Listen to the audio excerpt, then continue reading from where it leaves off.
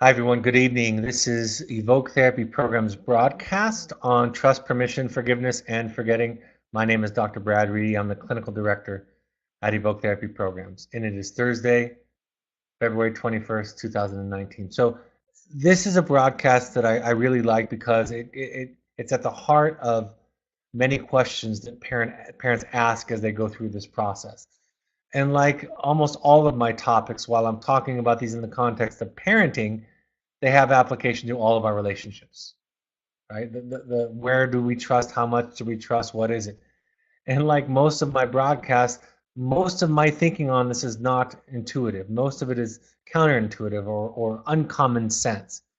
And I've developed it from working with adolescents and young adults with mental health and addiction issues. And so what they're asking for is kind of a something that requires uncommon thinking, right? That's what their behavior is telling us. They're saying, this isn't working for me, and I need something else or something different or something more. So I'll start off with trust. There's this false dichotomy of about trust that is, you know, is trust earned? And of course, we can do some things to earn people's trust. Or is it a gift that I give to you, right? It's something that I bestow upon you. It's mine to give, mine to gift to you.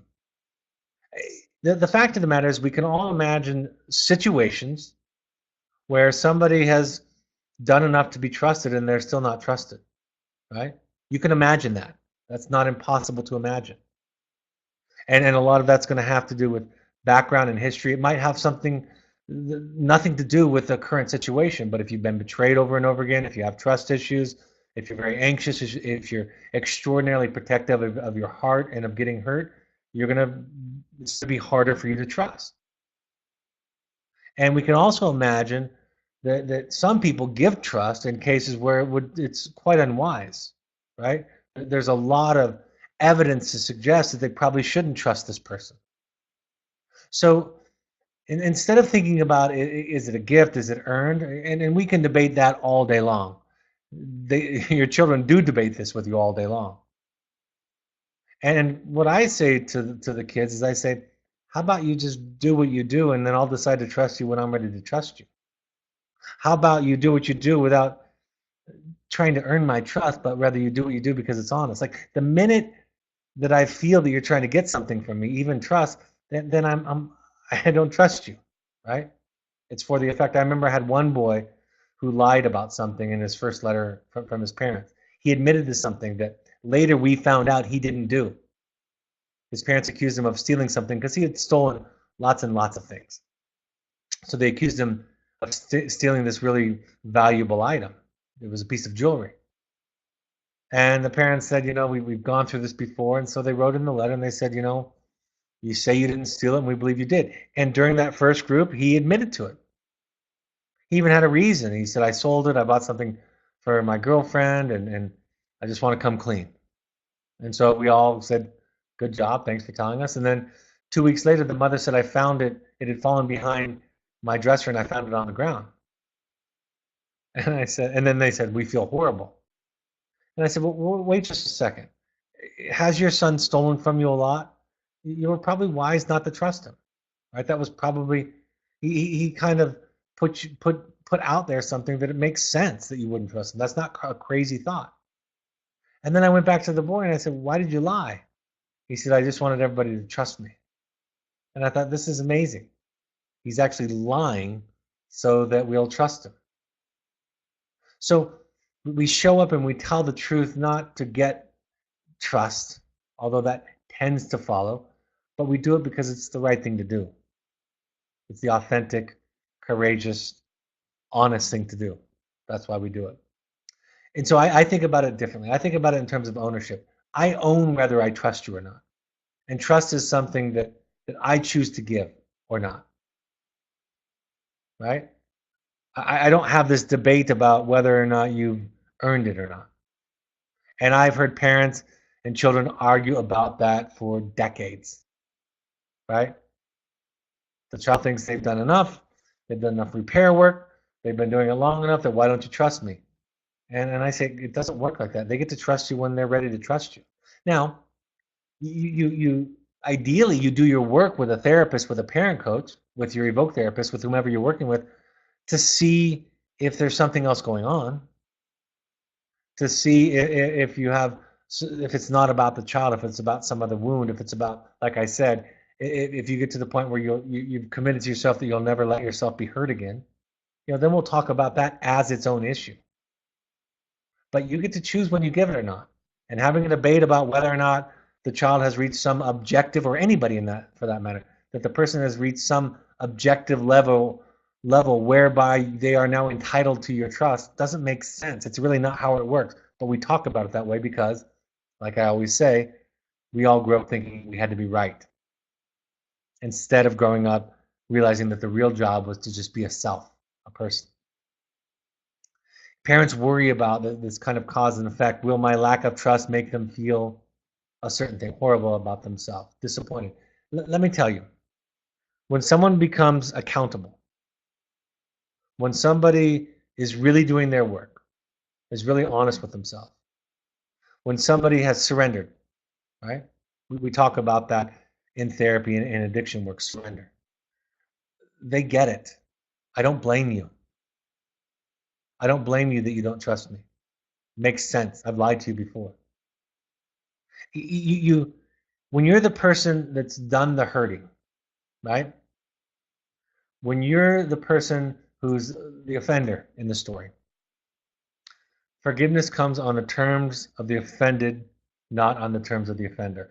And when somebody gets entitled and impatient with the timeline of being forgiven and being trusted, that's probably their issue, right? That they're probably not being honest with themselves. Even if you're lagging behind. I always say to parents, I think it's wise for your trust to lag behind the child's performance, right?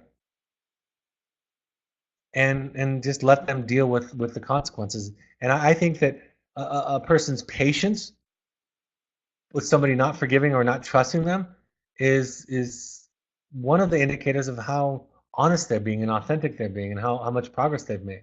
I've seen it over and over again, that the ones who have really surrendered don't become demanding, don't become impatient, and just accept it. And the ones who don't say things like, "You're making me feel horrible," or "Why are you making me feel so bad?"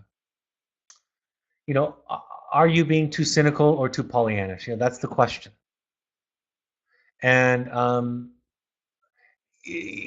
too optimistic, too pessimistic. That's where you do your work. That's where you explore what's going on for you.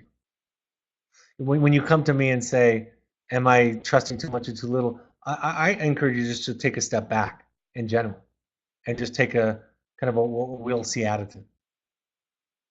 I can't tell you if you should let go of it or not. It's not mine to tell you. You get to decide, and if you want to, we can have a discussion and explore it. But most often, I'm going to choose to support you just kind of being unsure and give you permission, empower you to feel what you feel, and we can explore it. They, of course, can use this to manipulate, right? They'll point the proverbial metaphorical gun at our heads and say, if you don't say or think a certain way, I'm going to feel horrible. And we teach them. We teach them where our vulnerabilities, where our personal Achilles heel is. If we need to be fair, then they accuse us of not being fair. If our greatest value is being a loving parent, then they'll tell us that we're not loving. If it's really, really important to us because most likely we were wounded in this way, that they be heard, then they're going to tell us we're not listening. So that's why you do your work, so that you get more and more and more clear about that. Like I said, these things come on the timeline of the person who's been hurt, and authentic accountability waits for that, has empathy for that, which, by the way, actually leads you to trust them more than when they have an agenda, when they're trying to sell you something. I always think about that. If I feel in an interaction like somebody's trying to sell me something, I immediately take a step back and say something doesn't feel right here. But when somebody just lays it on the table and doesn't try to control what I think and feel, I tend to have more trust for them. Permission. Can I go to the concert? Can I come home? Will you let me have this privilege? Can I have a cell phone? Can I have a car? So forth and so on. A few things about this is, let's start off with valuing the struggle and the mistakes. I wouldn't say that this is number one, but it's in the top 10, maybe top 5 even. One of the things I teach parents all the time is to put more value in mistakes. Lean into them, their mistakes, their miscues, their flare-ups, their setbacks.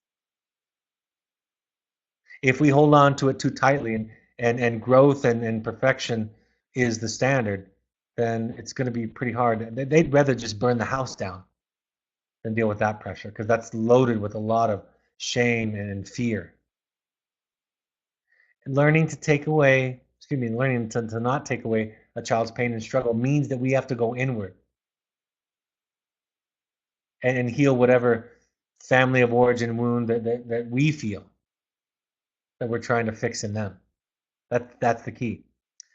Think of your inner child. Think of the child inside of you. Think of going back and visiting that one and talking to it and listening to it. What did it feel? What did it experience? And then when you do that with yourself, then you can do that with your child too. Take a we'll see attitude. This react slowly and deliberately. This is not a sprint. Take your time. You don't have to rush to a conclusion. You don't have to determine if everything they say is honest and authentic. I was just telling somebody today, um, my best students, the ones that I would put in the top 5% of the kind of work that they did with me, my best, I think were about 80% honest. I think that's pretty good in 8 or 9 weeks, right? Most of them were somewhere between 60 and 80. But I learned a long time ago to not hold on to things too tightly, to let go, because I'd seen too much. I've seen kids authentically, deeply grieve and cry while they were talking to me, and later on to find out it wasn't a lie, it wasn't dishonest, it just wasn't as deep as they could go. So having a more realistic idea of what it means. There's a book called Nurture Shock, and one of the chapters is on lying. I did a broadcast, a podcast webinar on that. Take a look at that. Parents are some of the, when they do the research, parents are some of the lowest, when they score the lowest on their ability to determine whether or not a child is lying. So react slowly. Pay little attention to promises, apologies, or goals. You want them. You want to hear them. They know that consciously or unconsciously, so they give them. It's like an alcoholic. They talk about one day at a time. You ask an alcoholic in recovery, are you going to drink again? Think about that. Think about asking your child, are you going to use drugs again? The honest response is, not today. That's all you know. So I'm not going to do it today. So when I go to therapy, I don't promise things to my therapist. I don't apologize. I don't list my goals to her. She can't send me away to treatment. But again, the authentic sharing and experience. I always used to say to my students, I'm more impressed when you tell me your self-doubts, when you tell me what you're struggling with, how you're conflicted, how you don't know. That I believe. Because I've seen way too many people absolutely confident in what they're going to do. And circumstances and situations and stress and triggers and all the stuff comes. Life comes at them. And it's difficult to follow through on it. So don't pay a lot of attention to promises, apologies, or goals. Those things aren't, apologies can be a part of accountability, can be a part of empathy, but don't pay too much attention. Hold those things lightly. Reverse accountability is my idea of, I used to say to kids, I would ask them how much they thought I weighed. And that has varied widely over my career. And they would take a guess. They were usually kind to me and would guess several pounds lighter than I was. And then I would tell them. I would say, I weigh 230 pounds. And I'd say, guess how much I want to weigh? And they would take guesses like 180, 190, 200. And I said, no, I want to weigh 230. I know what the secret for me, I don't have a medical condition. I know what the secret for me in weighing less than this. It's exercise and a healthier diet. It's like saying I would do anything to play the guitar except for take lessons and practice. I would do anything to speak Spanish except for study it and practice. Reverse accountability is sitting where you're at and asking yourself, how did I get here? I must want this. I used to say to the kids, you're sitting in the dirt in southern Utah or Oregon in the middle of winter. Maybe you have some part in this. Instead of telling me you don't want to be here. Maybe ending up in a bad marriage, maybe in a bad relationship and a job you don't like. Maybe there's something about that that's yours. So it's just looking at where you're at and beginning to own the journey that it took, the decisions that were made to get there. You're not perfect, but you're in charge. You're at least responsible for decisions. So back to that idea, you don't have to be right. You can't be all the time anyway. You can just be you. And you're responsible for the decisions. The buck stops with you. Even if you decide to be democratic, that's still your choice. It's not what I would encourage most parents whose children's brains have not fully developed where they can anticipate consequences and think rationally. I think handing a democracy over to a half-brainer, as we affectionately call them in our family, turning over a democracy to somebody with half a brain is probably not the wisest choice, right? You can do it if you want. I always said to students who were asking for permission, and I taught this to parents, and I would say, if you can handle a yes, if you deserve, if you're mature enough for me to say yes, then you're mature enough for me to say no. Then you can handle it. And I don't want you to say that to your children, but you can keep that in the back of your mind. I wouldn't encourage you to test them that way, but no, if they're responsible, mature enough, far enough along to handle a yes, then they can handle a no. It's why I ended up talking about length of stay and aftercare in half of the sessions I ever did out in the wilderness, is because that's what they wanted to talk about. And I thought, we can talk about this. I'll still learn about you, everything I need to know about how this discussion goes. Setting the boundary of having your child at Evoke, of maintaining and holding that boundary, of keeping them here as long as you believe, based on what the therapist is telling you, it's the right length of stay is, or where they go next. Holding that boundary, how they respond to it is the measure of how they're doing. It's the same discussion you're going to have at home, no matter what their age, around all the boundaries. Give yourself permission to be you, to have an opinion, to make the decision. And you're going to have to do some battle with guilt. You know, I've said this in several different contexts lately, if I'm not battling guilt, I know I'm not doing good self-care and good boundaries. Because guilt is what stops me. Over and over and over again throughout the years, I've asked people, parents, who have said, I knew what the right thing to do was and I didn't do it. When they say that, I say, why? Why, if you knew it was true? I know the answer. But if you knew it was true, why didn't you do it? And they would say, I felt guilty. Guilt is different than shame. Not dramatically different, as a lot of psychologists will tell you. Guilt is feeling bad for what you do, and shame is feeling bad for who you are. That's what most people will say. And there's some truth. It's more of a continuum than that.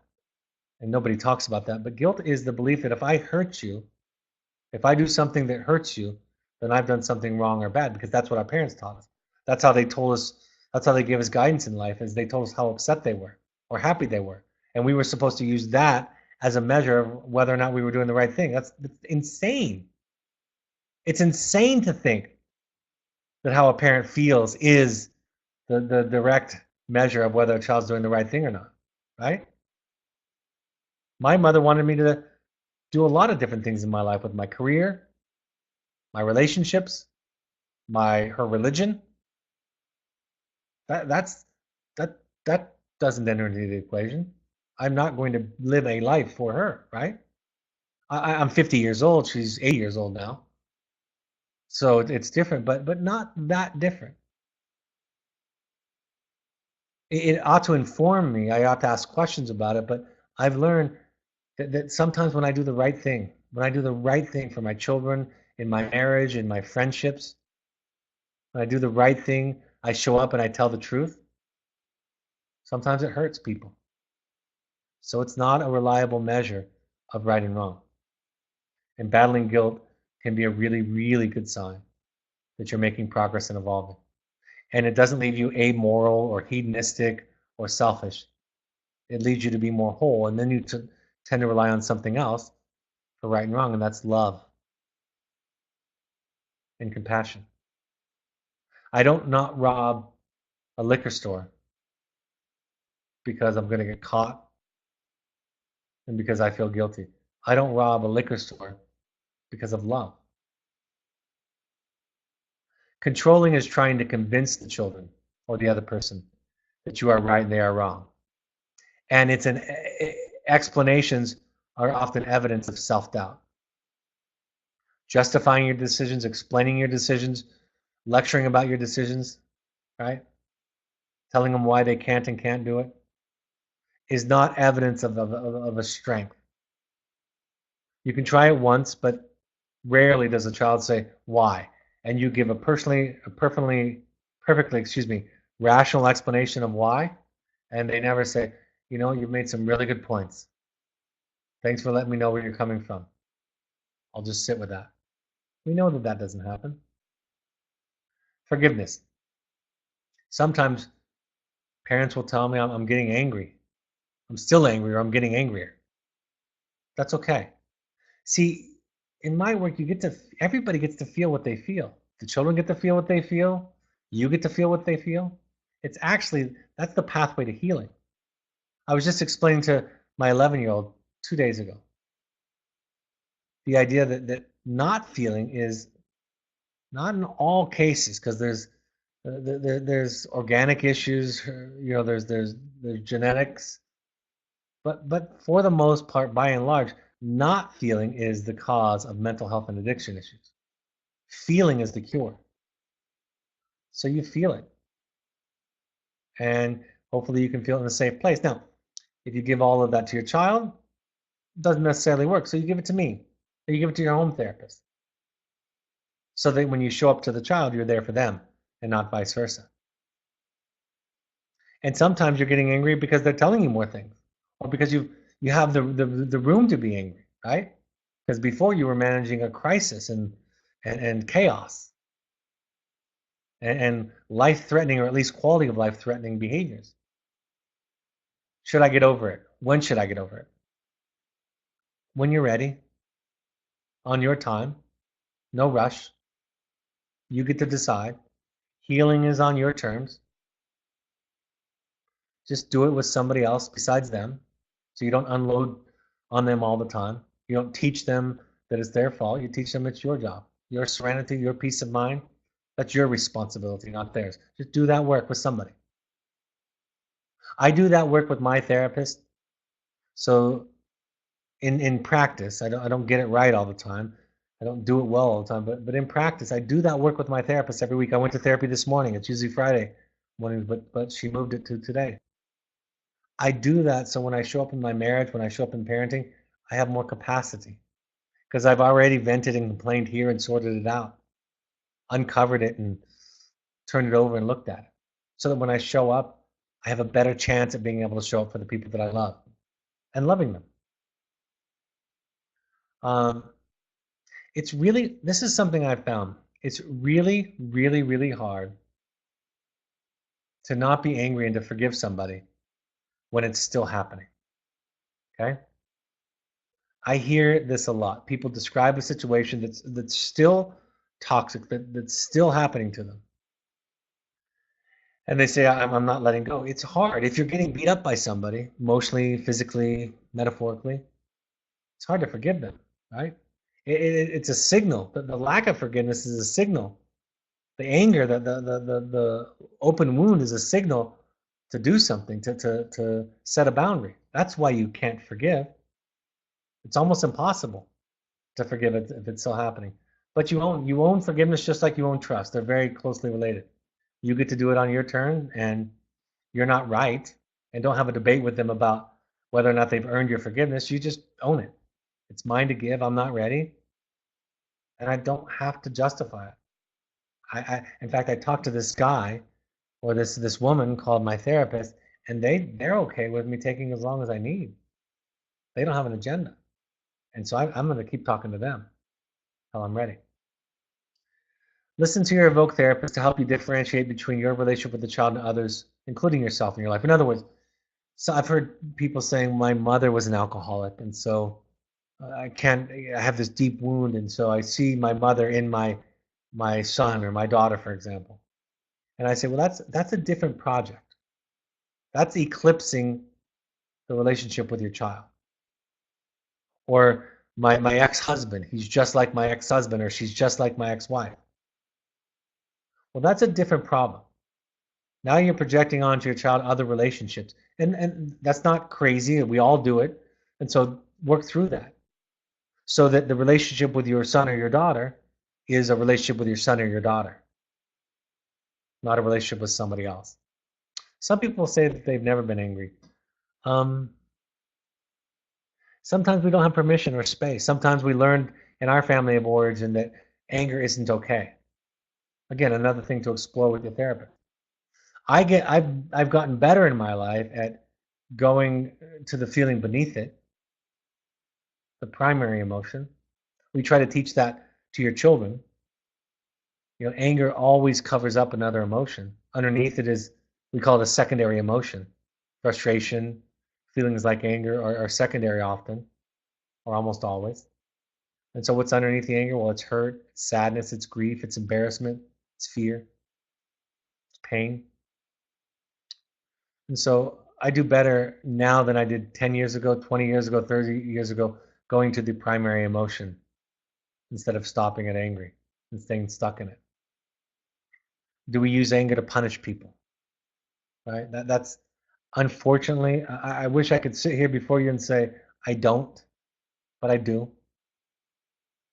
I try not to, I aspire not to, but I do. We have to risk getting hurt again to forgive, right? That's the great risk. Something also comes with this transformation that I teach, which is, did they really do it to you, or did they just do it to themselves?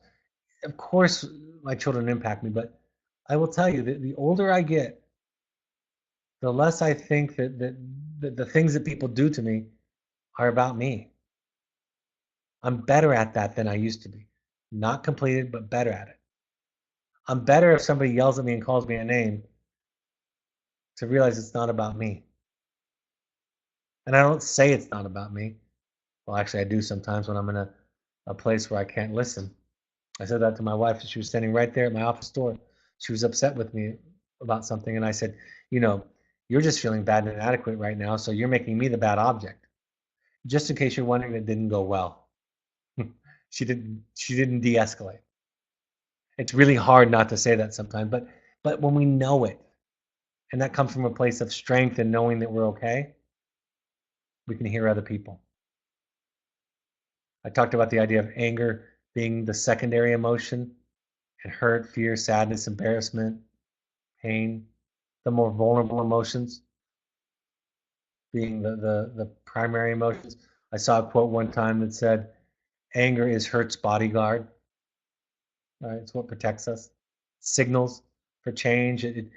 Anger and resentment is almost always, not always, but almost always in our lives and our relationships, a sign that we need to do better self-care. But instead of doing that, instead of anger making us more clear about ourselves, we usually think of it's making us more clear about what the other idiot is doing. But if you turn that inward, in the book The Dance of Anger by Harriet Lerner, she talks about that anger is only an effective tool if it leads us to be more clear about ourselves, not about other people. I remember a dad I was describing, I could tell he was really angry and hurt by his son, rightly so. His son had lied and hurt him several times. It makes sense to me. And at one point, he was talking about lecturing a letter that he wanted to write to his son. And I said, why don't you just talk about how you're feeling? And he said, I mentioned that, tell him about your anger. And he said, I'm not angry. It's just the way that it is. So he had no awareness that he was angry. There's a great line out of the book Letters of Juliet where she said, I never realized I was angry. I just thought the world was slightly out of balance, tilted in an unfair way. See, most people don't realize that they're angry and don't own it. They either deny it or they go around it. But to get through anger, you have to go into it and through it and feel it and own it to make it through the other side. We're motivated more by emotions that we know. And so the more and more we do this work and work out our emotions and process our emotions and take care of them, the more we're able to respond to relationship situations from a place of reason, a place of compassion, a place of courage, clarity, authenticity. Resentment and anger, it costs us, right? It hurts us. And sometimes we get stuck kind of spinning in the anger. And it's our responsibility. It's that old idea that resentment is a drug, a poison, that we give that we drink ourselves. We drink the poison ourselves and we expect somebody else to suffer. I don't forgive people for their sake. I forgive for my sake. And it's not some moral position I'm taking. It's part of my practice. And it doesn't rob me of my boundaries, right? I can forgive people that hurt me and still say, and you don't get to be in my life in this way or that way. Those aren't exclusive of each other. If forgiveness robs you of your boundaries, it's unnecessary. Should I forget it? Is it different to forget it than to forgive? You hear lots of things about that. It would be silly to forget things, to somebody that was an abusive alcoholic in your life, to forget that. It's okay to say, I don't want to be married to this anymore. You're beating the children, you're beating me up metaphorically or literally. And so I forgive you, I have compassion, but I'm not going to forget it. I'm not going to let you back in. Or if you stop drinking, we can consider it. I'm not going to forget. You can have boundaries. Being honest with yourself and letting go are two different things. Being honest with yourself and letting go, is different than denial. Let me tell you what that means. Early on in the process, this is not everybody goes through this kind of curve, but early on in the process of working with parents of a child who's struggling, it's not uncommon for them to say, I was in denial. I didn't see it. I wasn't honest with myself. And so we say, okay, and so they kind of ramp up their awareness, their self-honesty, and their boundaries. Right? Later in the process, months or years later, they might say, I know he may be drinking, and I can't control that, so I'm not gonna. He's 18 or 19 or 21, so I'm not gonna monitor that. Or I know he might be smoking, or I know that. I'm not gonna spend my time obsessing about or playing detective about whether he is or he isn't, or she is or she isn't. And I'm gonna let go of that. But that's not denial. That's letting go of what you cannot control. If he shows up drunk, he's not welcome here. If she yells at me, I'm going to excuse myself. But I'm not going to make my obsession what they're doing or not. Now, the younger they are, the more we're going to obviously have exposure to it and watch it. But I just want to say being honest with yourself and letting go looks the same as denial, but it's not. Is your lack of forgetting a mask for not forgiving? Right? We confuse the two. We remain angry. We stay in the hurt. We don't heal, and there's no timeline for healing. You take as long as you need. But sometimes we conflate the two, forgetting and forgiving. Like I said, making it about you. I've gotten better. I'm not denying being offended. I'm not ignoring myself and my feelings. It just doesn't hurt as much as it used to because my differentiation is higher. And when somebody says or does something to me, I know it's not about me. It's like the Four Agreements, the book, The Four Agreements. I think it's the third one, second or third one. Don't take it personally. The more differentiated you are, the more you realize this truism that what you tell me about the devil tells me more about you than it does about the devil. And so you're not ignoring or repressing the hurt. It doesn't hurt, it goes right through you. That's what this work allows you to do. And again, not robbing you of your boundaries. In fact, it only comes from having boundaries and healthy self-care. Learning to take care of yourself. Here's the simple thing. I can't say it any plainer than this. And I can say this because I live it. The best thing you can do for your child is your work. There's no greater contribution to your child's well-being that you can make, than your work. What is your work? It's going to therapy. It's going to an intensive. It's exploring yourself, looking at your family of origin, your wounds, your defenses. Take care of yourself. Do battle with the only thing you really have any power over anyway, which is you. Regression. When you think about regression, people ask me about that all the time. What about regression? Just worry about yours first.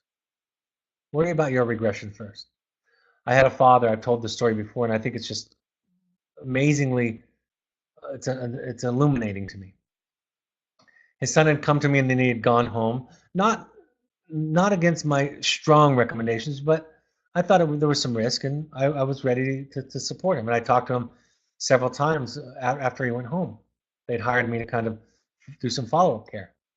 So 6 or 7 times. And over a period of months, the son had basically violated all of the behavioral contract, the things he had signed. He had the same excuses about the behavioral contract that all people who sign it have.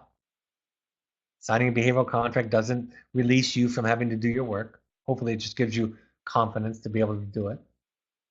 So he said to me, the father said to me on one of my phone calls, he said, you know what? The other day, he did something that he knew was a potential trigger. I can't remember if it was drugs or what it was. He knew was a potential trigger for me to send him back to Wilderness or to an aftercare program. So and then the dad said to me, Brad, I know I'm not supposed to do this, but I went upstairs and I yelled at my son and I asked him, why did you do the thing that you know you're not supposed to do? And I said, let's just take a moment and pick that apart. So what you're telling me is you knew you weren't supposed to do it and you did it. And then you went up and asked your son, why did you do the thing that you knew you weren't supposed to do?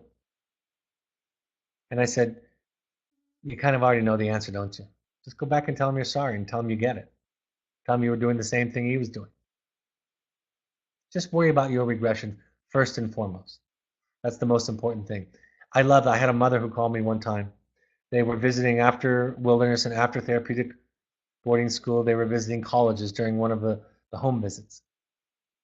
And the son was talking about comparing a few different colleges. And one was a lot more prestigious and took a lot more work. And one, I think if I remember, was really casual, probably had a culture that was involved in partying a little bit more. And the son was sharing with his mother how he had some preferences for the more casual party-like school. She said, Brad, I wasn't happy that he was saying that because that felt like to her like regression. But what I want to tell you, that's not why I'm calling you. I'm calling you to tell you that I handled it better than I would have a year ago. And I said, this is my favorite call. I don't mind hearing stories of your children and how they're doing. That's important. That's your story. It's real. I'm a safe person to tell it to. What I really, really respect, what I really, really admire is when you can say, that's his story, but this is how I'm dealing with it now. Well or not, because that's the only thing you have control over. Be very wary of we're back at square one. We're back to the beginning. You're not. You can't be, ever. And that kind of black and white thinking is triggering, right?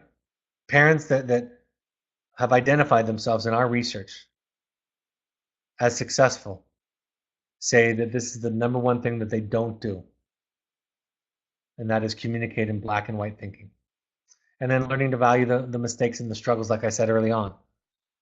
Unfortunately, I wish it were different, but I've learned far more from my mistakes than I have from my successes. Far more. And I think that's true of most of us. I think it's true of most of your children, if not all of them.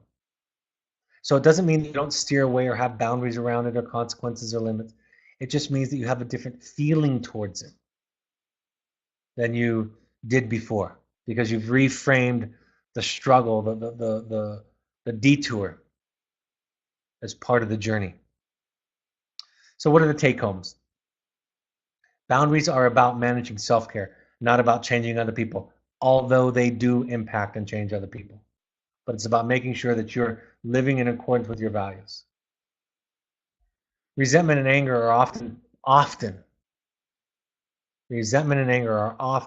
signs of poor self-care. Owning your feelings, your trust, and your forgiveness is the thing. They're yours to give, and you choose. And nobody gets to decide when it's the right time, and it's okay. Knowing what you need to know. In other words, when I teach you all of this stuff, what I would say to you, and I'm being kind of silly about it, is don't ever tell them anything I've said to you. It's not for them. Don't repeat me to them. Just internalize it.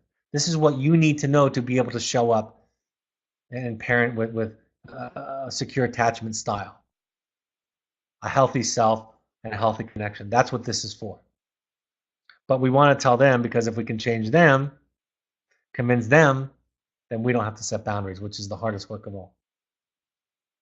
Slow down the process. Take your time. No hurry. Don't have to decide. Don't have to conclude everything today.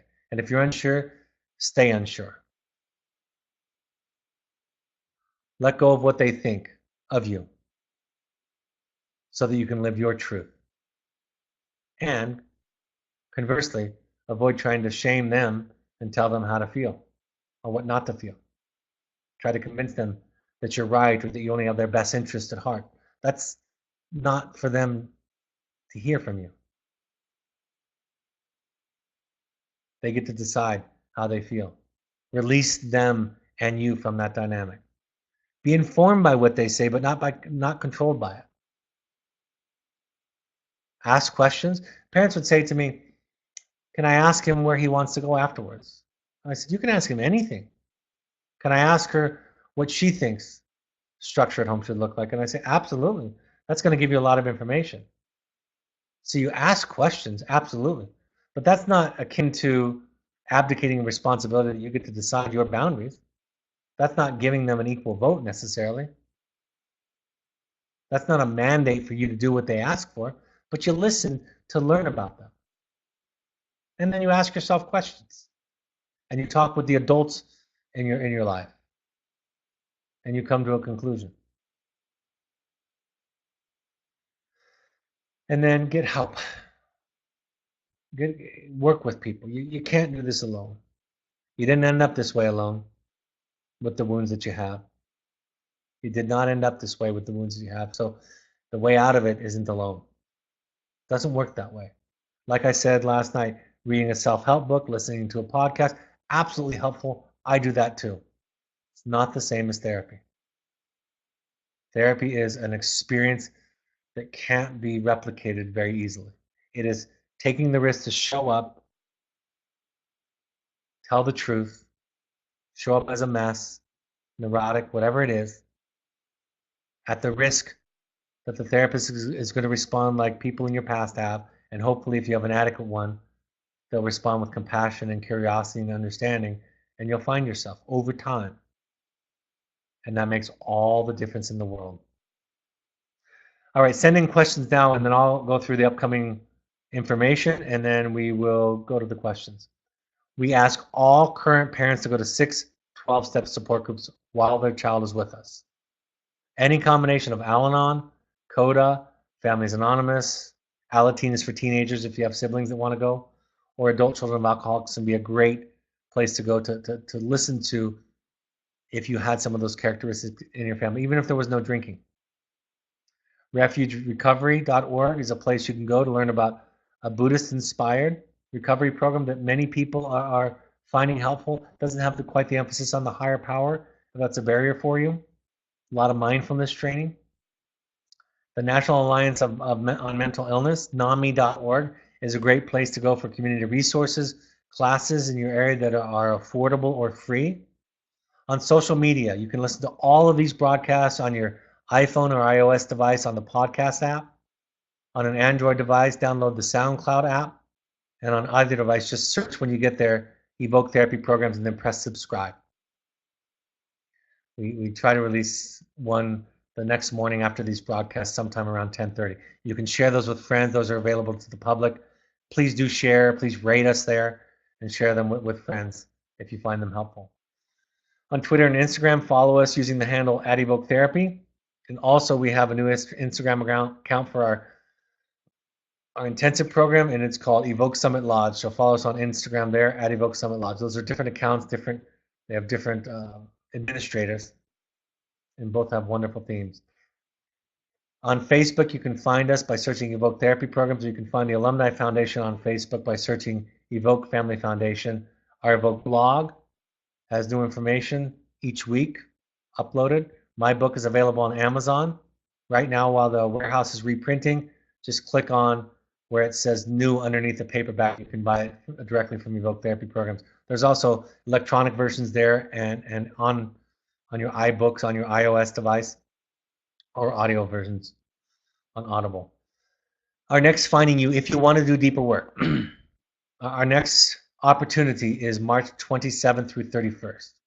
4.5 days, a deep dive, healing, awareness. I've done this. I do one of these every year for myself. I've done many myself. My children, my wife have done one. I believe them. We pay for our therapists to do them. We support them doing them. My business partners do them. We all believe in them. And we do them somewhere else because we don't do them at our own program.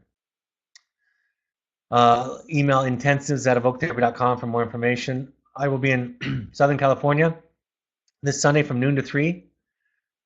In the Bay Area next Thursday from 6:30 to 8:30, and in New York Monday, March 18th, 7 to 9. Email Melanie@evoketherapy.com for more information, or to RSVP. If we ask all current parents to go to a workshop, multifamily, experiential, psychoeducational, wonderful. Parents rave about them. They're not mandatory, but we strongly encourage you to come. The next one is March 23rd at our Southern Utah program. Contact Melanie@evoketherapy.com for more information. Pursuit trips are for young adults or families anywhere in the world, any activity in the world. Think therapy fun, short-term 3 to 14-day trips to reconnect to your therapy or to have sober fun. All right, happy to take any live questions. First one comes in. How do you respond to your son or daughter who says, you wasted your money after 15 months in an RTC? You have not changed, and I am the same. Of course, that's not true.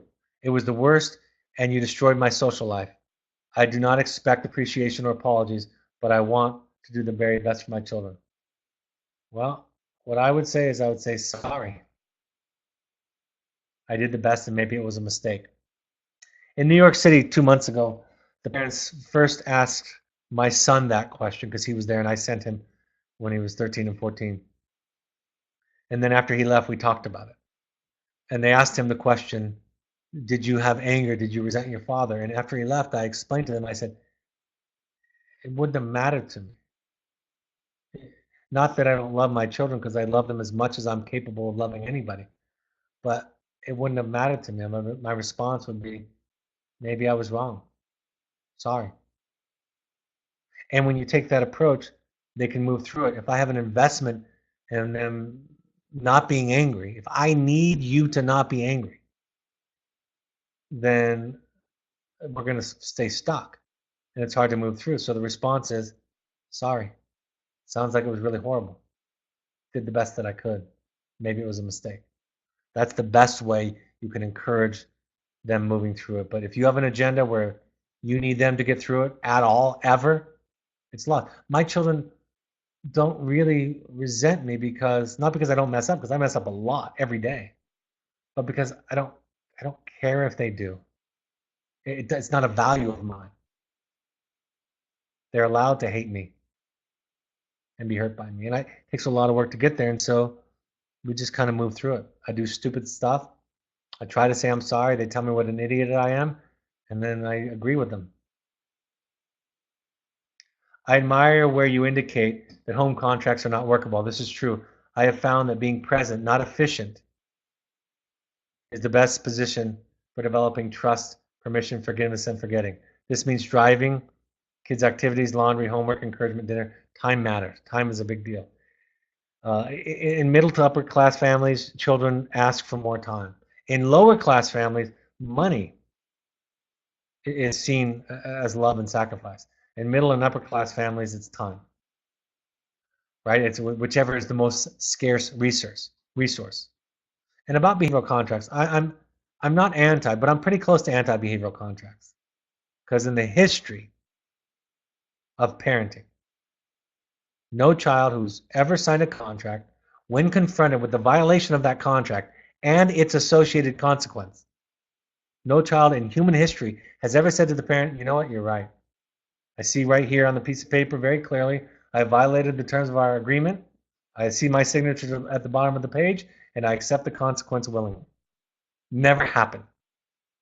The only reason you do it would be just as helpful if you wrote a contract yourself and never showed it to the kid, but knew where your boundaries were. It's only a helpful tool to help you become clear, but we want them to be okay with it. We want to say, see, I have evidence here that you agreed to it. First of all, they'll say, I agreed to it under duress, I had no choice, or they'll bring up one of any number of loopholes. So use a behavioral contract, but not to enforce it, but to give you clarity and confidence and following through on the difficult task of setting, holding, and following through on a boundary. You've mentioned a daily mindfulness video that's available at 6 a.m. each day and for 24 hours. Would you please tell us where to find it? It's available on Mondays. It's Mindful Mondays. So it's Mindful Mondays. I believe it's 6:30 a.m. Go to your Instagram account and follow at Evoke Summit Lodge. And you'll see announcements. It's really cool content. It's really cool content at the Evoke Summit Lodge. So yeah, check that out. Do you have a list of therapists that understand these issues you discuss and that approach the therapeutic process the way you describe? There are so many therapists, but not all of them have this well-rounded view of therapy. I don't have a list. I wish there were more. I have an article on my website, my personal website, I think it is, drbradreedy.com, that talks about how to choose a therapist. I should do another broadcast on working with a therapist to ask for what you need and seeing. I will do that someday soon. Okay. Attachment theory is what I'm talking about. Analysis, psychodynamic theory is what I'm talking about. Check this out. Just think about this. People talk about analysis, right? Think about analysis. What do you think of analysis? You imagine some cold, formal guy sitting in a chair behind somebody on a couch like Sigmund Freud taking notes. Cold, distant, professional. But think about this. A typical course of analysis would last anywhere from 6 to 10 years. And during those 6 to 10 years, the client or patient comes back 2 to 3 times a week.